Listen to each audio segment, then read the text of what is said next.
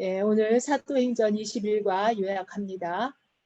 우리는 지난 시간에 이어서 바울 사도의 3차 전도 여행 중에 에베소 사역을 살펴보고 있습니다. 에베소에서 바울 사도는 두란노 사원을 통해서 많은 제자들을 길러냈었고 이를 통해서 성령의 역사가 불같이 일어났었습니다.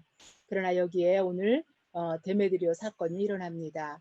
에베소는 아데미 여신을 섬기는 도시예요. 그들은 아데미가 에베소에서 태어났다고 믿었기 때문에 에베소에 엄청난 규모의 아데미 신전을 세웠습니다. 그리고 모든 나라에서 아데미 신을 섬기기 위해 에베소로 몰려왔습니다. 5월 한 달 동안 에베소에서는 아데미 신을 숭상하는 축제가 열렸다고 해요. 그래서 당시 에베소에는 2만 5천 명을 수용할 수 있는 극장이 있었다고 합니다. 아데미 여신은 다산과 풍년을 상징합니다. 가슴이 많은 여신상 본 적이 있나요? 아데미 신을 섬기는 사람들은 아데미 신이 건강과 다산과 물질적 풍요를 준다고 믿었습니다. 그래서 아데미 신의 모양을 한 기념물들이 사람 수대로 팔렸습니다. 부적처럼. 자연이 그 지역 경제에도 많은 영향을 주었습니다. 심지어 아데미 신전 안에는 은행도 있어서 고리대금으로 시민들을 착취하고 있었습니다.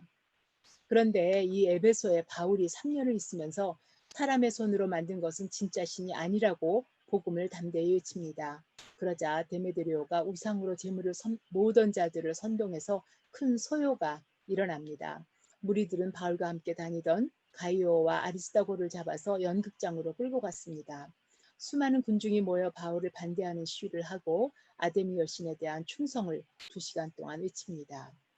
데메드리오는 사람의 손으로 만든 것은 신이 아니라는 바울의 말에 군중들에게 아데미의 여신이 무시를 당하고 그 위엄이 손상당했다고 감정에 충동질을 합니다. 그러나 그것은 명분이고 실상은 금전적인 손해가 갈까봐 하는 염려입니다. 그러나 이 소요는 서기장의 지혜롭고 공정한 판단으로 누그러지게 됩니다. 19장 35절에 보면요. 서기장이 무리를 진정시키고 이르되 에베소 사람들아 에베소 씨가 큰 아데미와 제우스 신에게서 내려온 우상의 신전지기가 된 줄을 너희가 알지 못하느냐고 합니다. 그리고 그는 잡혀온 자들에게서 혐의나 죄가 보이지 않으므로 법을 집행하는 총독들에게 맡겨 법에 맞게 다루자고 군중을 설득합니다. 제우스에게서 내려온 우상의 신전지기라고 한 것은 당시 하늘에서 에베소에 떨어진 운석이 있었는데요. 이것을 사람들은 제우스 신이 하늘에서 내려준 것이라고 해서 아데미 신전에 모셔두고 아데미 신과 함께 모셨습니다. 그리고 이것은 에베소 사람들에게 큰 자부심이 되어 왔습니다. 거기에 모인 대부분의 군중들은 자기들이 왜 여기에 모여 있는지를 모르고 소리를 질렀다고 했습니다.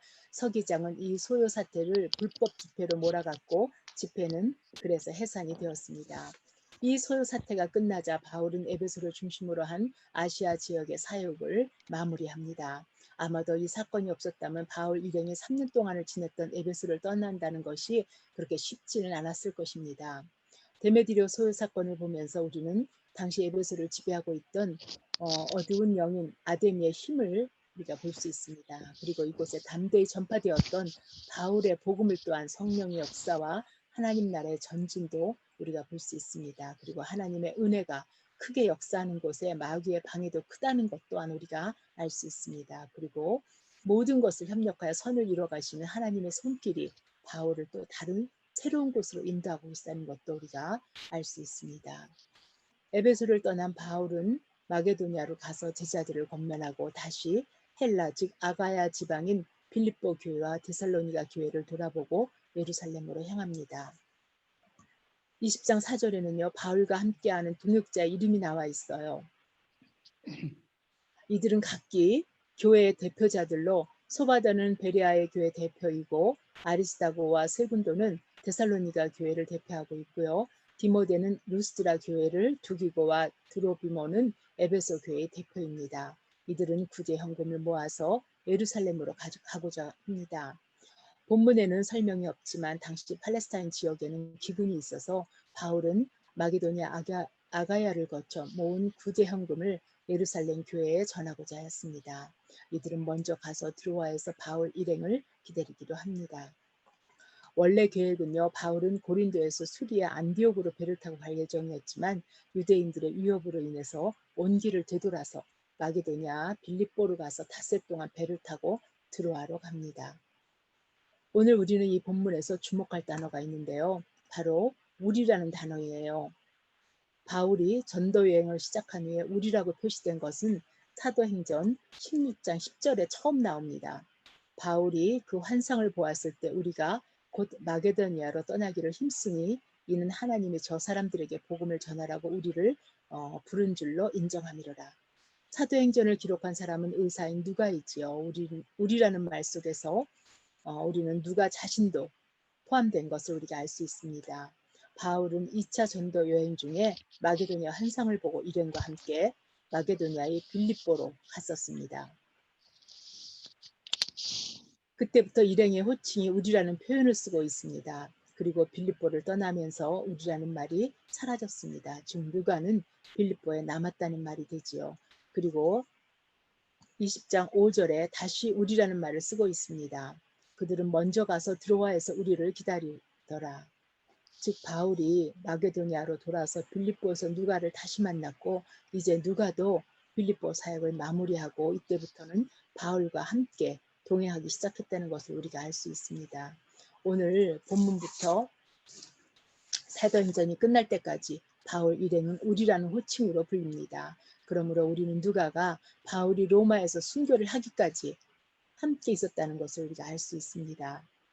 만약에 바울이 고린도에서 아무 일 없이 배로 바로 예루살렘으로 갔다면 빌립보에 있던 누가가 바울을 다시 못 볼 수도 있었을 것입니다. 그랬다면 아마 사도행전의 뒷부분이 간접적으로 기록이 되었을 것입니다. 유대인들의 살해 음모로 바울이 고린도에서 배를 타지 않고 육로로 마게도니아로 왔고 또 빌립보에서 누가를 만나 합류함으로 누가는 사도행전의 상세한 기록을 남기게 되었습니다. 참으로 하나님의 섭리는 우리의 생각을 초월합니다. 그리고 하나님의 그 역사는 오늘 우리에게도 동일하게 역사하십니다. 매 순간마다 하나님의 주권과 임재를 경험하는 삶이 되시기를 축원합니다.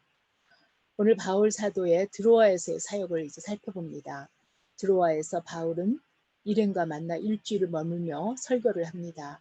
마지막 날 바울의 설교가 좀 길어져서 밤늦도록 하였는데요. 유두고란 청년이 창문에서 졸다가 떨어졌습니다. 은혜로운 예배가 장례식으로 바뀔 판입니다. 그러나 하나님의 긍휼이 바울을 통해서 유두고를 다시 살려냅니다. 바울이 유두고를 살리는 장면이 엘리야나 엘리사와 비슷합니다. 그에 엎드려 생기를 불어넣었습니다. 엘리야도 사르밧 과부의 아들을 살릴 때 3번 그렇게 했지요. 바울을 통해서 하나님의 위로와 하나님의 영광이 드러나게 됩니다.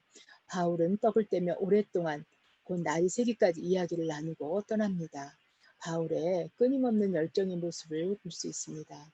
바울은 참 체력도 열정도 대단한 사람이라고 생각합니다. 여기서 유두고란 이름은요, 행운아라는 의미를 갖고 있습니다.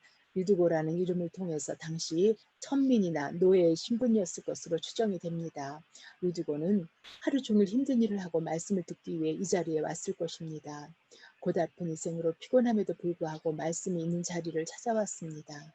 아마도 창가에 앉아서 신선한 공기를 통해 졸음을 이겨보려고 했을 것입니다. 그러나 유두고는 그 자리에서 떨어져 죽음을 맞이하게 되었습니다. 비극적으로 삶을 마무리하게 된 것입니다. 그러나 거기에 하나님의 위로가 있었습니다. 유두고는 그 죽음을 통해서 오히려 부활의 증인이 되었습니다. 부활의 증거가 그의 삶에 나타난 것입니다. 이것은 대단한 축복입니다. 마침 그날은 떡을 떼던 주일이었습니다. 성찬은 예수님의 죽으심과 부활을 기념하는 것이지요. 그래서 성찬과 유두고가 다시 사는 사건과는 함께 조화를 이루고 있습니다. 누가는 의사로서 유두고가 잠시 기절했다가 깨어난 것이 아니라 죽었다가 바울에 의해 다시 살아났음을 확실하게 적고 있습니다. 이 일은 바울이 드로아를 떠나기 전날 예배 때 일어납니다. 우리는 그동안 팬데믹 기간을 지나며 우리가 함께 드리는 예배가 얼마나 귀하고 소중한 것인지 절실히 느낍니다. 예배의 자리에 나온 것이 때로 어렵고 힘들 수도 있습니다. 그러나 그만큼 하나님의 위로도 넘치게 될 것입니다. 11절에 보면요. 사람들이 살아난 청년을 데리고 가서 적지 않게 위로를 받았다라고 하였습니다. 바울이 떠난 후에도 들어와서 성도들은 유두고를 볼 때마다 살아 역사하시는 하나님의 능력을 보며 위로를 받았을 것입니다. 저는요, 우리 교회를 위해 기도할 때마다 늘 기도하는 제목이 있어요. 하나님, 우리 예배에 성령의 역사가 끊이지 않게 해주시기 원합니다. 우리 교회의 성령의 역사가, 생명의 역사가 끊이지 않게 하여 주옵소서. 예, 함께 기도하시겠습니다. 하나님, 우리의 생명 되신 하나님을 찬양합니다. 하나님이 바울을 통해 예배소에 성령의 역사가 일어나게 하셨습니다. 아데미 신이 예배소를 지배하고 있지만 그곳에 떨어진 복음으로 인해서 오늘날 많은 열매를 맺게 하심을 감사합니다. 성령의 인도하심을 따라 끊임없이 복음을 전하고 밤을 새워 말씀을 전하는 바울 세도의 열정을 우리가 배우기를 원합니다. 드로아에서 유두고를 살리신 하나님, 아름다운 교회의 성령의 역사가 끊이지 않게 해주시기옵소서. 우리 안에 생명의 역사가 매일매일 일어나게 해주시기를 원합니다. 우리 안에 일어나는 성령의 역사로 우리가 위로를 받고 성령 충만한 힘을 얻게 하여 주시기를 원합니다. 예수 그리스도 이름으로 기도했습니다. 아멘.